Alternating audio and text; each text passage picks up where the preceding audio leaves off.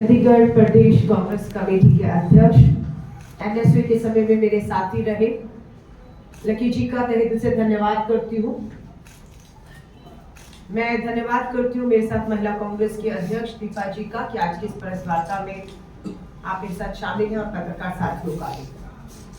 देश में इस समय चंडीगढ़ लोकतंत्र की हत्या का केंद्र और सबसे बड़ा उदाहरण बन चुका है। जब बार बार हम बोलते रहे कि लोकतंत्र की हत्या हो रही है, सरेआम हत्या हो रही है, लेकिन किसी ने विश्वास नहीं किया। सुप्रीम कोर्ट की सख्त टिप्पणियों के बाद पूरे देश में हलचल शुरू हुई। तस्वीरें, वीडियोग्राफी, किस तरीके से नगर निगम के चुनाव में एक मेयर पद छोटा पद नहीं होता है, लेकिन आप देख लीजिए कि किस तरीके से सरेआम धांधली करते हुए एक अधिकारी जो भाजपा से जुड़ा हुआ है वो देखा गया है। धन्यवाद करते हैं सुप्रीम कोर्ट का। इस तानाशाह अलोकतांत्रिक लोकतंत्र की हत्यारी सरकार जो दिल्ली में बैठी हुई अपनी उंगलियों पर चंडीगढ़ के नगर निगम को नचाना चाह रही थी, वो बेनकाब हुए हैं।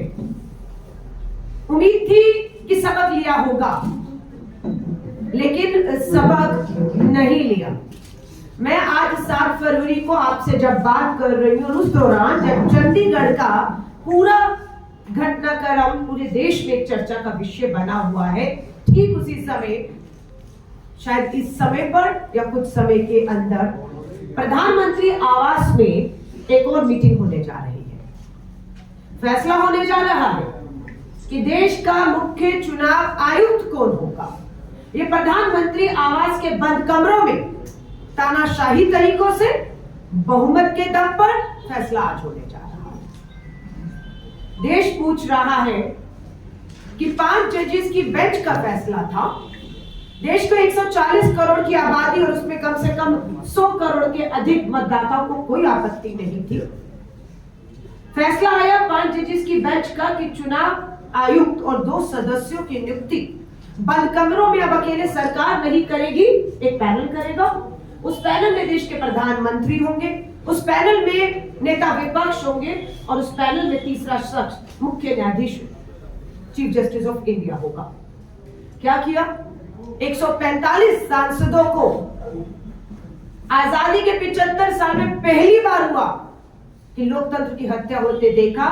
150 सांसदों को एक ही बार में संसद से सस्पेंड कर दिया गया और उसके बाद ये बिल आता है, अध्यादेश और बिल आता है जो 5 जजेस की बेंच के फैसले को पलट देता है कि चुनाव आयुक्त की नियुक्ति और सदस्यों की नियुक्ति में अब मुख्य न्यायाधीश नहीं होंगे।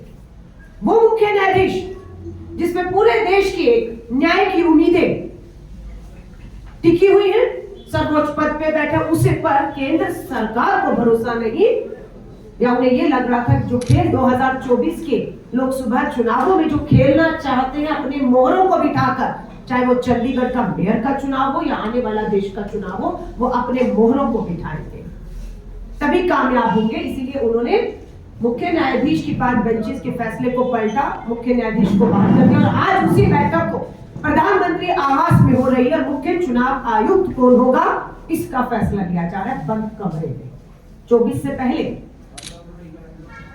देश जानना चाहता है कि क्या इस लोकतंत्र में सबसे पुरानी पार्टी, 138 साल पुरानी पार्टी, सबसे बड़ी पार्टी भारतीय राष्ट्रीय कांग्रेस और इंडिया अलायंस के हमारे लगभग 26 जो दल है, पिछले 5 महीनों से मुख्य चुनाव आयुक्त से लिखित में बार बार मिलने का समय मांग रहे हैं।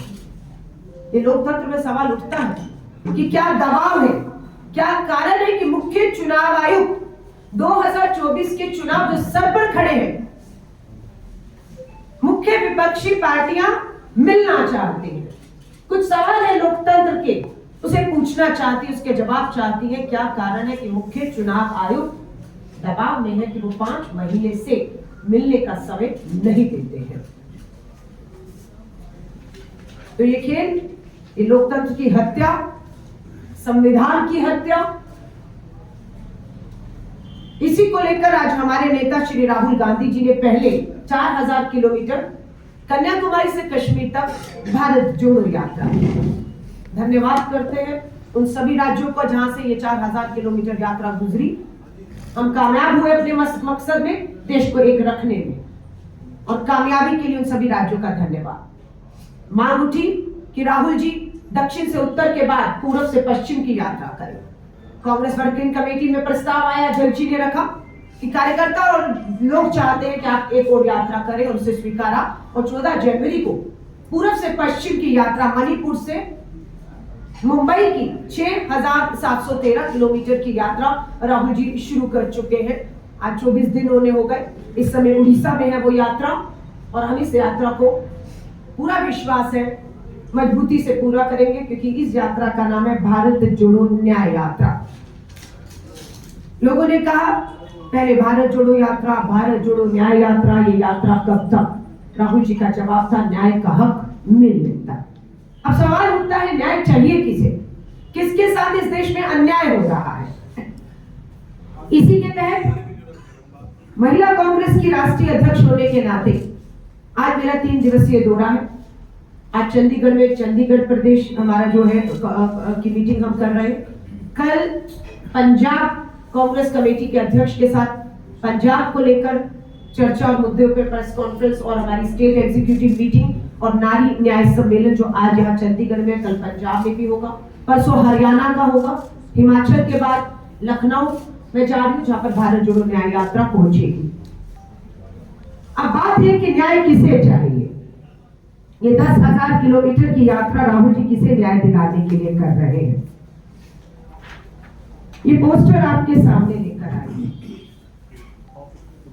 इस पोस्टर के केंद्र में देश के प्रधानमंत्री माननीय नरेंद्र मोदी जी है, और जिस शख्स के साथ प्रधानमंत्री नरेंद्र मोदी जी हैं वो कोई और नहीं, प्रधानमंत्री जी के संसदीय क्षेत्र वाराणसी के बीएचयू में पढ़ने वाली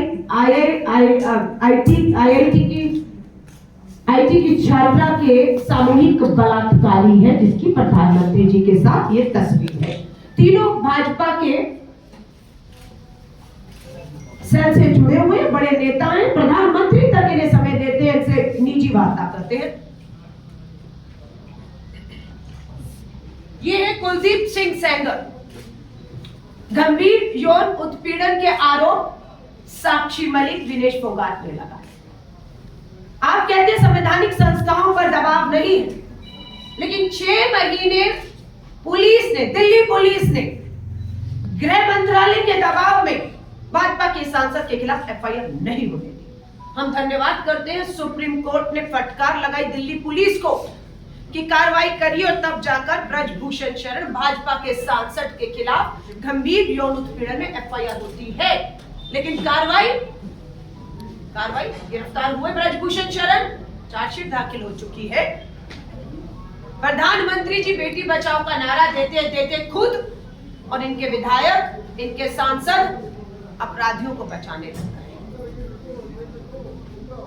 हम विनेश फोगाट को बधाई देते हैं, अभी फिर उसने स्वर्ण पदक पहलवानी में जीता। लड़ रही हैं हमारी बेटियां। संदीप सिंह हरियाणा सरकार में भाजपा के मंत्री हैं, ये सांसद है तो ये मंत्री है। यौन उत्पीड़न के गंभीर आरोप एक कोच ने इन पे लगाए। एफआईआर क्या मंत्री से हटाए गए, भाजपा से निकाले गए? क्या हरियाणा पुलिस काम कर रही है या वो भी दबाव में? ये माननीय कुलदीप सिंह सेंगर उत्तर प्रदेश से भाजपा के विधायक है, पार्टी से निकाले नहीं गए। नाबालिग बेटी के बलात्कार के दोषी है, उम्र कैद की सजा काट रहे हैं। ये राम दुलारे गौर है जो पिछले महीने नाबालिग बेटी के बलात्कार के दोषी करार दिए गए, उम्र कैद हुई है। ये भी भाजपा के अभी तक सम्मानित सदस्य हैं। चिन्मयानंद, कन्हैयालाल मिश्रा, ये सभी लोग भाजपा के विधायक हैं, सांसद हैं, मंत्री हैं और केंद्र में प्रधानमंत्री। अब राहुल गांधी जी की लड़ाई जो न्याय, जो हमारा पोस्टर भी कल हमारी महिला कांग्रेस ने जारी किया देश भर में, नारी न्याय है तैयार हम। इन बेटियों की लड़ाई लड़ने को, इन्हें न्याय दिलाने के लिए हम पूरी तरह से तैयार हैं। हमारे नेता इन बेटियों को न्याय का हक मिलने तक उनकी ये यात्राएं करें, हमारी ये लड़ाई करें, लोकतंत्र में हमारी आवाजें उठती रहेंगी और हम इस लड़ाई को पूरे दम से लड़ेंगे। आदि आबादी का हक, 33% महिला आरक्षण कानून, लंबे इंतजार के बाद कानून पारित हो गया। लेकिन क्या कारण है कि 2024 के चुनाव में देश में 180 बहनें चुनाव लड़कर, जीतकर, देश की संसद पहुंचकर देश के विकास में भागीदारी ही ना निभाती, उसके साथ साथ आदि आबादी को ताकत देने का काम करती, उससे वंचित रखने का काम केंद्र की सरकार ने किया। झुंझुना पकड़ा दिया, कानून बन गया है, लेकिन उसका फायदा, उसका लाभ नहीं उठा सकते। यह अन्याय है। इसी अन्याय के खिलाफ महिला कांग्रेस लड़ाई लड़ेगा। इंडिया अलायंस और राहुल गांधी जी ने, कांग्रेस ने विश्वास दिलाया है कि 24 में इंडिया अलायंस और कांग्रेस की सरकार बनते ही जिन राज्यों में विधानसभा चुनाव है 24 में, जिसमें हरियाणा, महाराष्ट्र, अरुणाचल प्रदेश और बिल्कुल 25 की शुरू में दिल्ली विधानसभा है, कांग्रेस और इंडिया अलायंस की सरकार बनते ही 24 के अंदर ही ये पहली विधानसभाएं होंगी जहां पर 33% आरक्षण के तहत आरक्षित सीटों पर बहनें लड़ेंगी और विधायक बनेगी और शुरुआत 24 से ही हो जाएगी। ये हमारा विश्वास और वादा है। अन्याय की बात करें, किसके साथ अन्याय हुआ है कि भारत जोड़ो न्याय यात्रा हो रही है। किसान दिल्ली की दहलीज पे एक बार फिर 14 तारीख को पहुंच रहा, पूछना चाहते हैं 10 साल की केंद्र सरकार से वायदा था 22 में किसान की आय दुगनी होगी, आय दुगनी नहीं हुई है। न्यूनतम समर्थन मूल्य कानून आएगा, कानून नहीं मिला है। कर्ज माफ होगा, कर्ज माफ नहीं हुआ है। आत्महत्याएं बंद नहीं हुई है। आज किसान वापस एक बार दिल्ली की दहलीज पर पहुंच रहा है। इस सरकार के 10 साल के अन्याय के खिलाफ कांग्रेस अपने देश के अन्नदाता और किसान के साथ खड़ी और मांग करती है उनके कर्ज माफ हो, उनको न्यूनतम समर्थन मूल्य कानून दिया जाए, उनकी आय दुगने का वायदा था। ये सब के लिए आज राहुल जी के जो 5 मुद्दों को लेकर यात्रा है, युवा न्याय, भागीदारी न्याय, नारी न्याय, कृषि न्याय, श्रमिक न्याय। आज अगर युवा न्याय की बात करूं, 1.5 लाख युवा, 1,50,000 युवा मां भारती की सेवा के लिए, सरहदों की रक्षा के लिए सर पर कफन बांधकर सारी ट्रेनिंग, सारे इम्तिहान पास करके सिर्फ भर्ती के इंतजार में बैठा था। आज वही 1.5 लाख युवा दिल्ली के जंतर मंतर पर बैठा हुआ है। कल उपराष्ट्रपति जी से मिलने का समय मांगा, उपराष्ट्रपति जी ने मिलने का समय इन्हें नहीं दिया, उल्टा गिरफ्तार किया और इन्हें दिल्ली की अनेकों जेलों में, थानों में अरेस्ट करके बिठा दिया। क्या मांग है इनकी? और युवा न्याय में कांग्रेस, राहुल गांधी जी का बिल्कुल ये कहना है, अग्निपथ भर्ती ठेके की योजना को जो 4 साल के लिए, इसे तुरंत रद्द किया जाए। हम अग्निपथ भर्ती योजना के सख्त खिलाफ हैं, इसे रद्द होना चाहिए। पक्की भर्तियां सेना में जो थी वो बहाल होनी चाहिए। 1.5 लाख युवा जिनकी ट्रेनिंग हर कुछ पूरा था, सिर्फ भर्ती होनी थी, उन 1.5 लाख युवाओं को जो आंदोलित है दिल्ली की राजधानी में, उन्हें तुरंत भर्ती दिए जाना चाहिए। अग्निपथ भर्ती ने पंजाब का अमृतपाल, शहीद अमृतपाल 19 साल का अग्निपथ में भर्ती होती है। सरहद पे जवान हमारा खड़ा है, 19 साल का, शहीद हो गया। लेकिन क्या किया आपने? अन्याय किया, उससे शहीदी का दर्जा छीन लिया गया। वो शहीद हुआ लेकिन वो शहीद नहीं कहला रहा है, क्योंकि उसकी भर्ती ठेके पर अग्निपथ में की आपने। हम चाहते हैं कि शहीद के शहीदी का जो दर्जा है वो उन्हें मिलना चाहिए, चाहे अमृतपाल हो, चाहे कोई भी हो। जवान जब सेना में जाता है, शहीद होता है, तो उसका शव सफेद कफन में नहीं, तिरंगे में लिपट कर आता है। आपने अग्निपथ में उस शहीद से उसका मान, सम्मान, हक और अधिकार जो तिरंगे का था नसीब होने का कफन में, वो छीन लिया है। अमृतपाल का शव शहीद का सफेद कफन में आया था, तिरंगे में नहीं आया था। जो सेना का सम्मान होता है वो उसे नहीं मिला था। उसका शव भी सेना के एम्बुलेंस में नहीं, निजी एम्बुलेंस में भेजा गया और उसकी वसूली, उसका किराया, उसका पैसा बड़ी ही बेशर्मी से शहीद के परिवार से मांगा गया। देश के लोग शहीदों के इस अपमान को, सेना को कमजोर करने की इस अग्निपथ ठेके की नौकरी को कभी स्वीकार नहीं करेंगे, ना हम करेंगे। हम ये लड़ाई लड़ेंगे और मजबूर करेंगे कि जिस तरह से किसान आंदोलन में किसानों के सामने इस तानाशाह सरकार को हमने घुटने टिकाए हैं, ठीक उसी तरह युवा न्याय के तहत हम देश की किसान जो जवान हैं, सेना को कमजोर नहीं होने देंगे। हम इस तानाशाह सरकार को घुटनों पर लाएंगे और इस ठेके की नौकरी को वापस लेने पर मजबूर करेंगे। ये तो 24 का चुनाव दहलीज पर खड़ा है। इंडिया अलायंस कांग्रेस की सरकार बनते ही इसे हम रद्दी की टोकरी में फेंकेंगे। शहीद का शहीदी का सम्मान, कफन में तिरंगा और उसे जो भी उसके परिवार को भी उसकी जो हक अधिकार है पक्की भर्ती का, वो हम देने की बात करते हैं। ऐसे बहुत से मुद्दे हैं। कर्ज के नाम पर आप देखें, पूंजीपति मित्रों का कर्ज। अभी पार्लियामेंट में सवाल पूछा, मात्र 5 साल में 10 लाख करोड़ पूंजीपति मित्रों का माफ हुआ है, 10 लाख करोड़। और जब किसानों का पूछा गया तो कोई आंकड़ा, कोई जानकारी इनके पास नहीं है। देश के लोगों के साथ लगातार धोखा हो रहा है। जिस पेटीएम का प्रचार प्रधानमंत्री जी कर रहे थे, आज वो पेटीएम ही आरबीआई के निशाने पर आ चुका है और हर एक के मोबाइल पर पेटीएम, हर एक का पैसे का लेन देन है और प्रधानमंत्री जी उसके सबसे बड़े ब्रांड एम्बेसडर बने हुए थे। कोई देश में सवाल नहीं कर सकता है कि आज क्या ऐसा हो गया कि आरबीआई को सख्त कार्रवाई करके इसे बंद करना पड़ेगा। प्रधानमंत्री जी, आपकी कोई जवाबदेही है या नहीं? महंगाई हो, बेरोजगारी हो, किसान हो, जवान, यात्रा अरुणाचल प्रदेश मणिपुर से निकली। लद्दाख राहुल गांधी जी ने भारत जोड़ो यात्रा की अलग से। लद्दाख हो, अरुणाचल प्रदेश हो, देश की सीमाओं के भीतर चीन घुसकर अपना इंफ्रास्ट्रक्चर बना चुका है। सबूत सैटेलाइट से हमारी बहुत से सबूत हमारे सामने भी है। लेकिन प्रधानमंत्री जी की क्या मजबूरी है? क्यों चीन के सामने झुके हुए हैं? क्यों उन्हें बार बार क्लीन चिट देते हैं ये कह के कि ना कोई घुसा हुआ है, ना कोई घुसा हुआ था।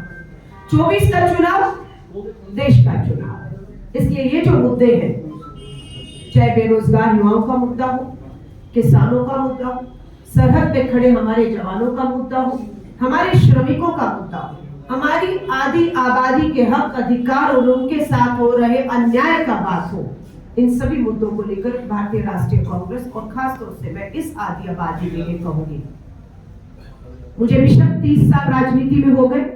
एनएसयूआई से हम लोगों ने एक ही समय पर शुरुआत की थी। इस 30 साल के सफर में मुझे पिछले ही महीने अखिल भारतीय महिला कांग्रेस की राष्ट्रीय अध्यक्ष के पद पे जिम्मेदारी मिली और पिछले 22 दिनों में ये मेरा 12वां राज्य है। 7 राज्य और जा रहे हैं। 20 राज्यों में इस लड़ाई को लोकतंत्र की जो लगातार हत्या सत्ता में बैठे हुए लोग, ईडी, सीबीआई, इनकम टैक्स के दम पर कर रहे हैं, जिन्होंने भ्रष्टाचार किया है, जिनके सबूत भाजपा के पास हैं, जो डर रहे हैं, समझौते कर रहे हैं, जेल जाने से बचना इसलिए भाजपा में जा रहे हैं। इसके बहुत बड़े उदाहरण हैं। अजीत पवार हो, छगन भुजबल हो, नारायण राणे हो, हेमंत बिस्वा हो या हाल ही में नीतीश कुमार। लेकिन जीता जागता लोकतंत्र का उदाहरण झारखंड का भी है। हेमंत सोरेन की सरकार को गिराने का कोई कसर नहीं इन्होंने छोड़ी। जिस दिन सरकार गिराई जा रही थी उस समय रांची झारखंड में बैठी हुई वो लोकतंत्र की हत्या होते हुए वो तमाशा देख रहे थे। लेकिन 48 विधायक, 81 में से 48 विधायक एक लाइन में, एक सुर में खड़े थे कि ईडी के दबाव के बावजूद भी जेल जाने से डरेंगे नहीं, लड़ेंगे लोकतंत्र में इस लड़ाई को। और सलाम करते हैं झारखंड मुक्ति मोर्चा के पूर्व मुख्यमंत्री, अब मैं कहूंगी हेमंत सोरेन जी को, कांग्रेस और राहुल गांधी की ताकत से खड़े रहे।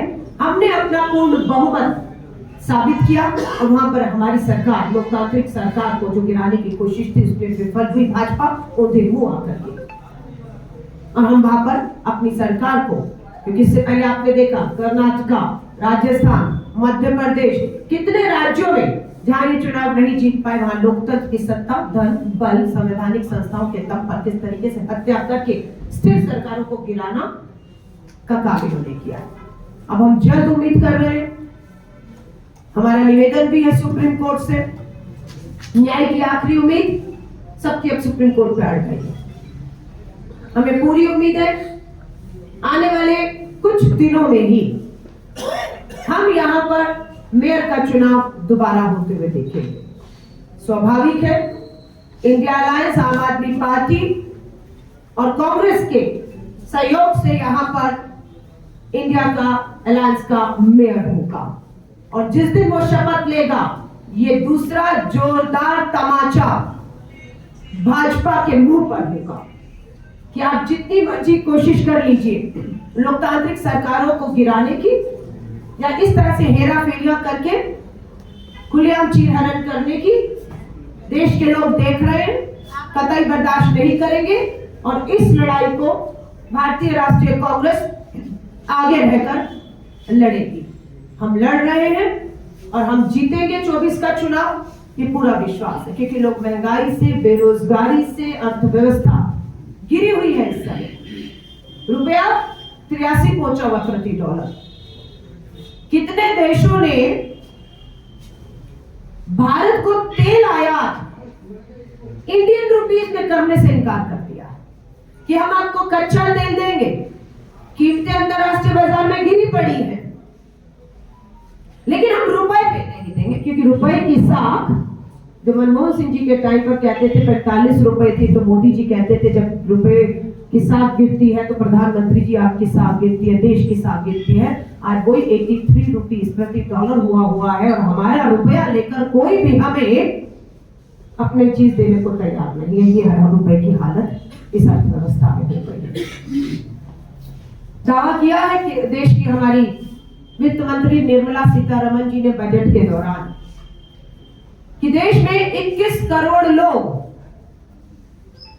इनके कार्यकाल में गरीबी रेखा से बाहर आ गए हैं और वही घोषणा करते हैं कि हम 80 करोड़ लोगों को सरकारी मुफ्त का राशन देंगे।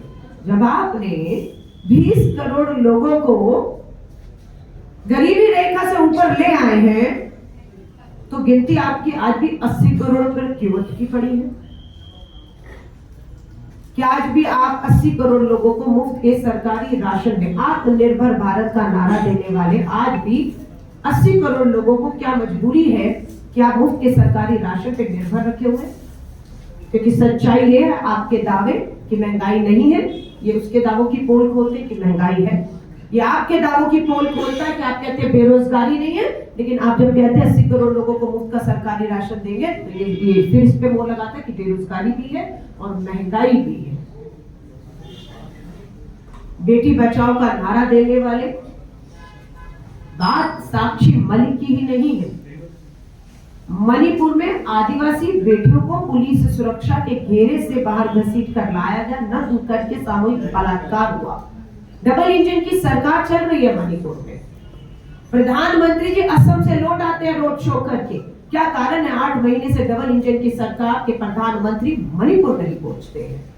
बेटियों को न्याय दिलाने के लिए फिर हम सुप्रीम कोर्ट का धन्यवाद करते हैं कि मणिपुर की आदिवासी बेटियों के लिए भी केंद्र सरकार को फटकार लगाने, कार्रवाई करने, नहीं तो खुद संज्ञान लेने की बात सुप्रीम कोर्ट को करनी पड़ती है।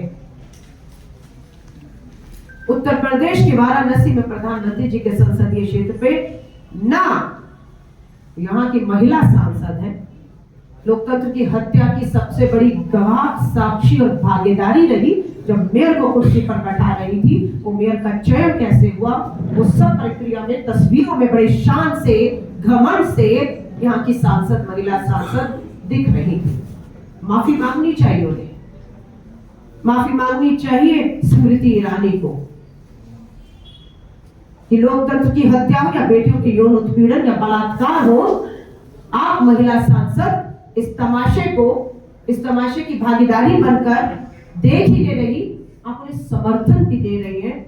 शर्म आती है आपकी इन हरकतों पर। शर्मसार है देश की आधी आबादी, शर्मसार है किरण खेर जी आप पर, स्मृति ईरानी आप पर, कि आप सत्ता में हैं, सांसद हैं, सरकारें आपकी हैं हरियाणा में, दिल्ली में, और आप खामोश हैं बेटियों के साथ हो रहे अपराधों को लेकर। गुजरात यात्रा जाएगी जब पूर्व से पश्चिम से, मणिपुर की बात करती हूँ मैं, या साक्षी मलिक की हरियाणा में बात करती हूँ, या उत्तर प्रदेश के PHU की बात करती हूँ बेटी की, तो मैं आपको गुजरात की बिल्किस बानो भी, क्योंकि अकेली नहीं है, आदिवासी बेटियां भी हैं, साक्षी मलिक भी है, तो बिल्किस बानो भी है। ये आपके माध्यम से बताना चाहते हैं कि बेटी बचाओ का नारा देने वाले प्रधानमंत्री जी, जिस लाल किले से बेटी बचाओ का नारा दिया था 15 अगस्त 2022 को, उसी लाल किले की प्राचीर से नारा था आजादी का अमृत महोत्सव। ठीक उसी 15 अगस्त 2022 को गुजरात में बिल्किस बानो के 11 सामूहिक बलात्कारियों और हत्यारों को छोड़ने का काम केंद्र की और गुजरात की भाजपा सरकार ने किया। चुप रही ये महिला नेत्रियां, आवाज नहीं निकली इनकी, लेकिन फिर एक बार भारतीय राष्ट्रीय महिला कांग्रेस की अध्यक्ष होने के नाते आधी आबादी की ओर से सुप्रीम कोर्ट का इस बार फिर धन्यवाद करती हूं कि सुप्रीम कोर्ट में जब दोबारा इनकी रिहाई के खिलाफ अर्जी गई, सुप्रीम कोर्ट ने तुरंत फैसला सुनाया। भाजपा की सरकार गुजरात और केंद्र सरकार के फैसले को पलटा, 11 के 11 सामूहिक बलात्कारियों को तुरंत वापस जेल में डालने के आदेश दिए, और हम धन्यवाद करते हैं कि आज वो 11 के 11 बलात्कारी, पिछले महीने ही जो आदेश आया कि 4 हफ्ते में भेजना था, आनाकानियां हो रही थी, फिर भी पता लग रहा था कि गुजरात विधानसभा में कोई प्रस्ताव लाया जा रहा है, सुप्रीम कोर्ट के इस फैसले को पलटने का प्रयास है, लेकिन सुप्रीम कोर्ट ने ऐसा होने से पहले उन्हें जेल में ठूस दिया और इस तरह के किसी भी प्रस्ताव को मानने से मना कर दिया। तो मैं आप सभी साथियों से कहूंगी, पत्रकार साथियों से, कि देश के 2024 के लोकतंत्र के ज्वलंत मुद्दे, जिसको हमारे मल्लिकार्जुन खड़गे साहब का, एक तरफ राहुल गांधी जी भारत जोड़ो न्याय यात्रा कर रहे हैं, तो दूसरी तरफ मल्लिकार्जुन खड़गे साहब भी लगातार हमारे कार्यकर्ताओं को संबोधित कर रहे हैं, जिसके तहत 11 तारीख को वो पंजाब के लुधियाना में आ रहे हैं। तो मैं आप पत्रकार साथियों का बहुत बहुत धन्यवाद करती हूँ कि लोकतंत्र के इस चौथा स्तंभ जो मीडिया को कहा जाता है, इस लड़ाई से लोकतंत्र को बचाने की भारतीय राष्ट्रीय कांग्रेस राजनीतिक दलों की नहीं है। हमारी जुडिशरी, हमारा न्यायालय अपनी जिम्मेदारियों को समझता है। दबाव उन पर भी है, ये मैं नहीं कह रही। सुप्रीम कोर्ट के न्यायाधीश की टिप्पणी है कि निचली अदालतों में फैसलों को प्रभावित करने का दबाव है, ये मैं नहीं कह रही हूं। उत्तर प्रदेश की जिला अदालत की महिला जज ने आत्महत्या की है। अभी उत्तर प्रदेश में महिला जज आत्महत्या कर ली है, और दूसरी महिला जज ने आरोप लगाया है कि उसके सीनियर जिला अदालत की जज के साथ यौन उत्पीड़न कर रहे हैं। क्या खेल, क्या तमाशा है यहाँ पर, और कोई सुनवाई नहीं है। तो मैं पत्रकार साथियों को दोबारा कह रही हूँ कि आप लोकतंत्र का मजबूत चौथा स्तंभ है।